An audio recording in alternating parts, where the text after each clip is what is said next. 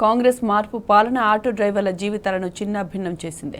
సర్కారు తీసుకువచ్చిన మహాలక్ష్మి పథకంతో ఆటోలకు గిరాకీ లేక డ్రైవర్లు ఆత్మహత్యలకు పాల్పడుతున్నారు. మహిళలకు ఉచిత బస్సుతో ఉపాధి కరువైందని ఆటో డ్రైవర్లు ఆవేదన వ్యక్తం చేస్తున్నారు. కాంగ్రెస్ ప్రభుత్వం మా జీవితాలను చీకటిమయం చేసిందని విమర్శిస్తున్నారు.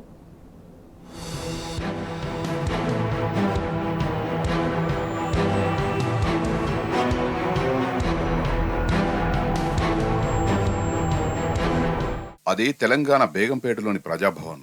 కాంగ్రెస్ సర్కారు అధికారంలోకి వచ్చాక ప్రజాపాలన పేరుతో ప్రజల వాణిని వింటామని చెప్పి పేరు మార్చిన భవనం. సాక్షాత్తు దాని ఎదుటే గురువారం సాయంత్రం 6 గంటల సమయంలో ఓ ఆటో వచ్చి ఆగింది. అందులో నుంచి దిగిన డ్రైవర్ జేబులో నుంచి అగ్గిపెట్టె తీసి సీఎం రేవంత్, డిప్యూటీ సీఎం బట్టి విక్రమార్క ఫ్లెక్సీ ఎదుట నిలిపిన ఆటోపై పెట్రోల్ పోసి నిప్పంటించాడు.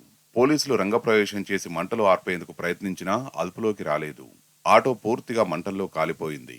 ఆ ఆటో డ్రైవర్ మంటల వైపు వెళ్తుండగా వెంటనే పోలీసులు అతన్ని పక్కకు లాగేశారు. అటు నుంచి వెళ్తున్న ప్రజలు ఇది చూసి ఒక్కసారిగా అవాక్కయ్యారు. కాంగ్రెస్ సర్కారు అధికారంలోకి వచ్చాక మహాలక్ష్మి పథకాన్ని అమలు చేస్తున్నది.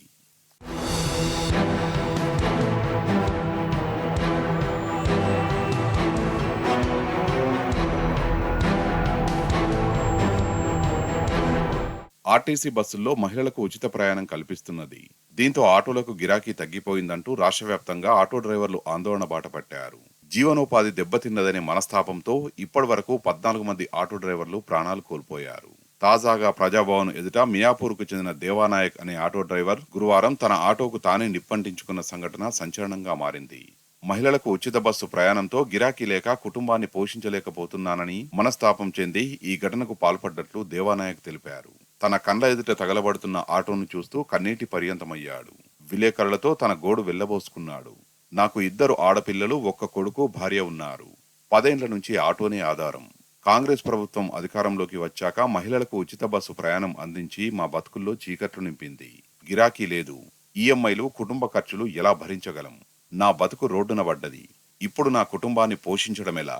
50 రోజులు గడుస్తున్నా ఇంకా ప్రభుత్వం మమ్మల్ని పట్టించుకోవడం లేదు. మేమేం పాపం చేశాం? గిరాకీ లేని ఆటోను ఏం చేసుకోవాలి? నా ఆటోను నేనే ప్రజాభవన్ ముందు తగలబెట్టుకోవాల్సిన దుస్థితి వచ్చింది అంటూ రోధించాడు. ఆటో నడిపి రోజుకు 2000కు పైగా సంపాదించేవాణ్ణని ఇప్పుడు 500కు మించడం లేదని వాపోయాడు. ప్రభుత్వం స్పందించి న్యాయం చేయాలని వేడుకున్నాడు.